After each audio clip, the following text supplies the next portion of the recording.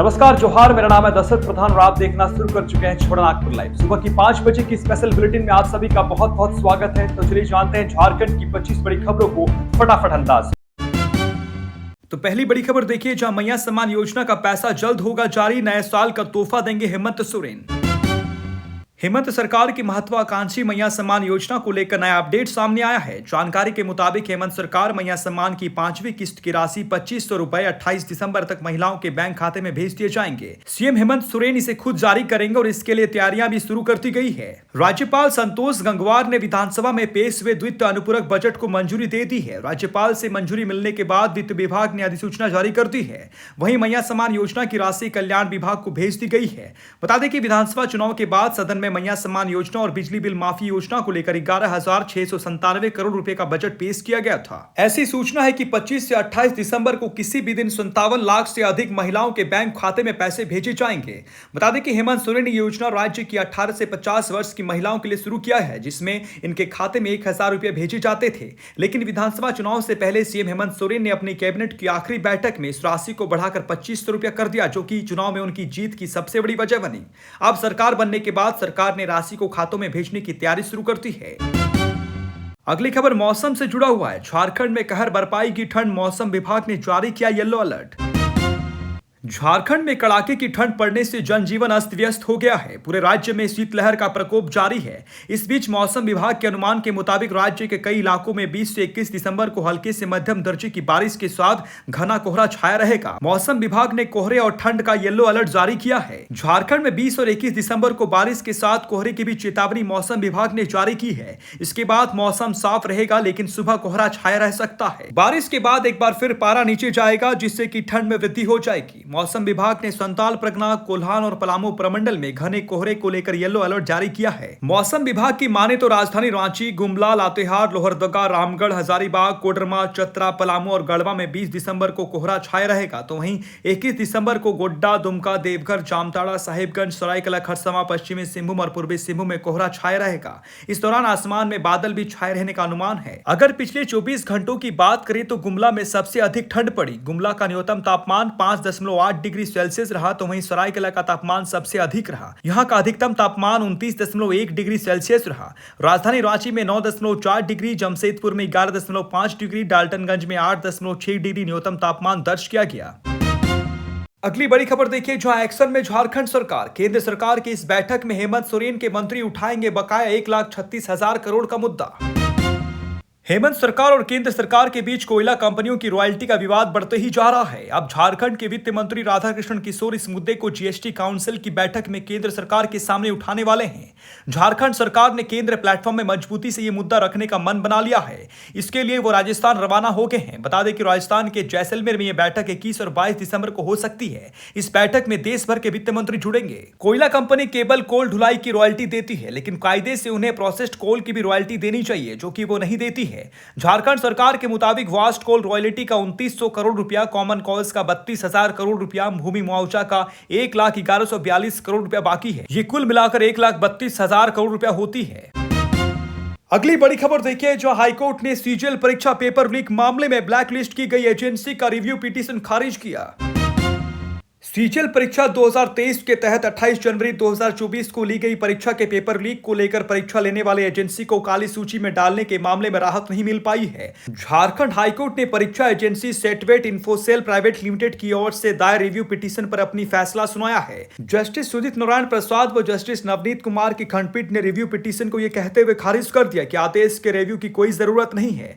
पूर्व में मामले की सुनवाई पूरे होने के बाद खंडपीठ ने अपना फैसला सुरक्षित रख लिया था। इससे पूर्व प्रार्थी की ओर से वरीय अधिवक्ता अजीत कुमार ने काली सूची में डालने के झारखंड कर्मचारी चयन आयोग के अधिकार को चुनौती देते हुए 24 अप्रैल 2024 के आदेश को गलत बताते हुए निरस्त करने का आग्रह किया। बताया गया कि काली सूची में डालने के पूर्व एजेंसी का पक्ष नहीं सुना गया। 3 वर्ष तक काली सूची में डालने का आयोग को अधिकार नहीं है। उन्होंने कोर्ट के पूर्व के आदेश की समीक्षा करने का आग्रह किया। वहीं जेएसएससी की ओर से अधिवक्ता संजय पिपरवाल ने प्रार्थी की दलील का विरोध किया तथा बताया कि आयोग का इकरारनामा के मुताबिक शर्तों के उल्लंघन पर 3 वर्ष तक एजेंसी को काली सूची में डालने का अधिकार है। आदेश की समीक्षा की कोई जरूरत नहीं है। अगली बड़ी खबर देखिए, जहां झारखंड में बालू घाटों के लिए सरकार बनाएगी नई नीति। बालू घाटों के लिए झारखंड सरकार नई नीति बनाएगी। वर्तमान नीति की वजह से राज्य में 444 घाटों में अब तक केवल 25 घाट ही चालू हो सके हैं।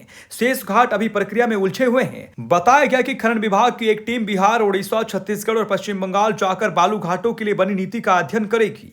इसमें देखा जाएगा कि वहां बालू घाटों से बालू किस प्रकार के तहत निकाले जा रहे हैं। इसके बाद एक रिपोर्ट राज्य सरकार को पेश की जाएगी। फिर राज्य सरकार नई नीति बनाएगी। गौरतलब है कि इन राज्यों में बालू घाटों की नीलामी होती है और नीलामी में हासिल करने वाले संवेदक की बालू घाटों का संचालन करते हैं। झारखंड में सारे बालू घाटों का संचालन झारखंड राज्य खनिज विकास निगम द्वारा किया जाता है। बता दें कि JSMDC द्वारा 242 घाटों की टेंडर प्रक्रिया पूरी हो चुकी थी। इन्हें लेटर ऑफ इंटेंट देकर बैंक गारंटी जमा करने का आदेश दिया गया था, पर 130 घाटों के लिए ही MDO ने बैंक गारंटी जमा की। शेष 76 घाटों द्वारा बैंक गारंटी जमा नहीं किए जाने के कारण उनका अर्नेस्ट मनी जब्त कर लिया गया था। 130 घाटों में 40 घाट ही ऐसे हैं जिन्हें पर्यावरण स्वीकृति मिल चुकी है, पर CTO और CTI के कारण ये चालू नहीं हो सके हैं। केवल 2019 में ही नीलामी हो चुके 25 बालू घाट ऐसे हैं जो चालू हैं और उनसे ही बालू की आपूर्ति JSMDC द्वारा की जाती है। अगली खबर देखिए, जहां जमीन हड़पने के लिए पार्टनर ने कराई थी उदय साव की हत्या, 3 गिरफ्तार। हजारीबाग के कटकमदाग प्रमुख के पति उदय साव की हत्या जमीन को लेकर हुई थी। सदर SDPO अमित आनंद ने बुधवार को प्रेस वार्ता में इसका खुलासा किया है। उन्होंने बताया कि उदय साव की हत्या की साजिश उसके पार्टनर मुफस्सिल थाना क्षेत्र के अंबाडी मेरू निवासी संतोष कुमार महतो ने रची थी। पुलिस ने संतोष कुमार महतो के अलावा हत्या के लिए रेकी करने वाले 2 युवकों लोहा सिंगाना थाना क्षेत्र के मड़े निवासी निरंजन यादव और चतरा गिद्धौर थाना क्षेत्र के इचक निवासी राहुल पासवान को भी गिरफ्तार कर जेल भेज दिया है। मामले को लेकर SDPO ने बताया कि शहर के साकेतपुरी मोहल्ले में एक जमीन का प्लॉट है। इस पर उदय साव और संतोष कुमार महतो दोनों की नजर थी। प्लॉट को हथियाने के लिए संतोष कुमार महतो ने उदय साव को रास्ते से हटाने की साजिश रची। उसने चतरा के 3 शूटरों उत्तम यादव, शक्तिगिरी और दानिश इकबाल को 10 लाख रुपए की सुपारी दी। शूटरों ने उदय साव की रेकी के लिए राहुल पासवान और निरंजन यादव को लगाया था। इसके बाद बाइक सवार शूटरों ने 2 दिसंबर की रात झील नगर स्थित सरस्वती कुंज अपार्टमेंट के सामने उदय साव की गोली मारकर हत्या कर दी। अगली खबर देखिए, जहां गैर मान्यता प्राप्त स्कूलों पर सरकार सख्त, 31 मार्च तक मान्यता सुनिश्चित करने का दिया निर्देश।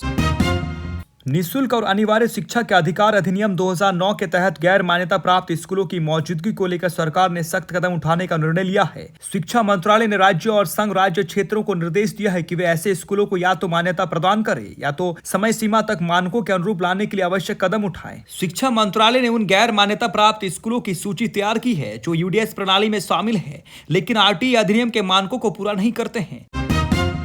अगली खबर देखिए, गोड्डा से है, जहां पक्की सड़क के लिए तरस रहे हैं बसखोरिया के ग्रामीण। विकास को लेकर केंद्र से लेकर राज्य सरकार तक भले ही ढिंडोरा पीट रहे हों, लेकिन विकास सिर्फ कागजों तक ही सिमट कर रह गया है। विकास की रोशनी अब तक बसखोरिया गांव तक नहीं पहुंच पाई है। आपको जानकर हैरानी होगी कि बसंतराय प्रखंड मुख्यालय से महज 1 किलोमीटर दूर बागखोल पंचायत अंतर्गत बसखोरिया गांव है। इस गांव के ग्रामीण आज के आधुनिक युग में भी एक आदत सड़क के लिए तरस रहे हैं। गांव में मूल रूप से अनुसूचित जाति के लोग रहते हैं। ये गांव आज भी मूलभूत सुविधाओं से वंचित है। गांव के लोग आज भी पगडंडी के सहारे प्रखंड मुख्यालय जाने के लिए विवश हैं। बरसात के मौसम में जिंदगी नर्क बन जाती है। ना तो गांव में स्वास्थ्य सेवा उपलब्ध है और ना ही शिक्षा का समुचित इंतजाम है। वहीं ग्रामीणों ने सड़क निर्माण के लिए कई बार स्थानीय जनप्रतिनिधि से गुहार लगाई है, लेकिन जनप्रतिनिधि द्वारा आज तक कोई ठोस पहल नहीं की गई है। अगली बड़ी खबर देखिए, जहां रांची विश्वविद्यालय ने नीट बेस्ड टीचर की नियुक्ति के लिए जारी किया एकेडमिक मार्क्स, 23 दिसंबर तक भेज सकते हैं आपत्ति। रांची विश्वविद्यालय प्रशासन ने नीट बेस्ड असिस्टेंट प्रोफेसर की नियुक्ति के लिए 10 और विषयों का एकेडमिक मार्क्स जारी कर दिया है। संबंधित अभ्यर्थी को अगर एकेडमिक मार्क्स में किसी प्रकार की आपत्ति है तो वे 23 दिसंबर 2024 तक अपनी आपत्ति भेज सकते हैं। विवि ने जिन 10 विषयों का एकेडमिक मार्क्स जारी किया है उनमें बॉटनी 21 अभ्यर्थी, केमिस्ट्री 139 अभ्यर्थी, कॉमर्स 428 अभ्यर्थी, अंग्रेजी 291 अभ्यर्थी, हिंदी 377 अभ्यर्थी, इतिहास 534 अभ्यर्थी, भौतिक 107 अभ्यर्थी, पॉलिटिकल साइंस 316 अभ्यर्थी, संस्कृत 74 अभ्यर्थी व उर्दू में 171 अभ्यर्थी शामिल है। अगली खबर देखिए, गुमला से है, जहां मां ने घोटा अपना ममता का गला। गुमला जिले के घाघरा थाना अंतर्गत आदर पोखर टोली गांव में मानवता को शर्मसार कर देने वाली घटना प्रकाश में आया है। दरअसल जन्म के बाद सड़क के किनारे एक मां ने अपने नवजात बच्चे को सड़क पर फेंक दिया था, जिसके बाद उस बच्चे को जंगली जानवरों ने नोचकर खा लिया। पुलिस ने बच्चे के शव को बरामद कर थाना ले आई। उस अबोध बालक के सिर को जानवरों ने नोचकर खा लिया था। जानकारी के अनुसार गुरुवार की सुबह को कुछ लोग आंगनबाड़ी केंद्र का काम करने के लिए गए हुए थे। उसी वक्त लोगों ने आंगनबाड़ी केंद्र के पीछे की सड़क पर एक नवजात शिशु का शव को देखा, जिसके बाद इसकी सूचना सूचना घाघरा थाना की पुलिस को दी गई। पुलिस दलबल के साथ घटनास्थल पर पहुंची और सब को कब्जे में लेकर थाना चली आई। अगली खबर देखिए, जहां घटना के बाद आरोपी खुद पहुंचा थाना, बोला साहब मैंने अपनी पत्नी को मार डाला, मुझे गिरफ्तार कर लीजिए। गुमला में एक पति ने अपने पत्नी को टांगी से मारकर हत्या कर दी। इसके बाद आरोपी खुद थाना पहुंचकर अपना जुर्म कबूल कर लिया। उन्होंने थाना प्रभारी से कहा कि साहब मैंने अपनी पत्नी को मार डाला है, मुझे गिरफ्तार कर लीजिए। पुलिस ने उसे गिरफ्तार कर लिया है। घटना बुधवार रात पालकोट थाना क्षेत्र के पहाना टोली गांव की है। आरोपी पति ने आपसी विवाद में घटना को अंजाम दिया है। जानकारी के मुताबिक गुमला के रहने वाले आरोपी फुलचांद करकट्टा अपने पत्नी केसरिया करकट्टा के साथ बैठकर घर में हड़िया पी रहा था। इस दौरान उन दोनों के बीच किसी बात को लेकर विवाद हो गया। इसके बाद आक्रोशित पति ने अपने पत्नी को टांगी से मारकर हत्या कर दी। फिर रात ही में 25 किलोमीटर पैदल चलकर पालकोट थाना पहुंचा और पुलिस को सारी कहानी बताई। उन्होंने कहा कि घटना के वक्त मेरा बेटा सो रहा था। मैंने उसे पूरे वारदात की जानकारी देकर कहा कि मैं सरेंडर करने जा रहा हूं। अगली खबर देखिए, जहां जमीन विवाद में हुए पूरे परिवार पर हमला, एक व्यक्ति की मौत, 4 घायल।